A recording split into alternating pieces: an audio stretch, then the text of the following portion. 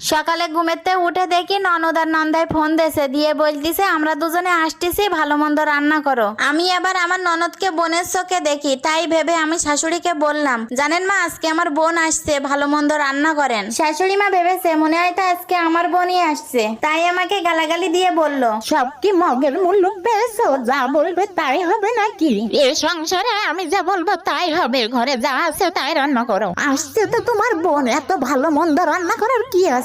ফ্রিজের ভিতরে মাছের নাড়ি বুড়ি তেল রয়েছে, ওইটা ভেজে রেখে দাও, দুপুরে ওইটা দিয়েই খাবে। শাশুড়ির কথা মতো মাছের নাড়ি বুড়ি ভেজে রেখে দিয়েছি ননদ আর নন্দায়ের জন্য। এইবার দেখ বাঘিনী বউ কারে বলে।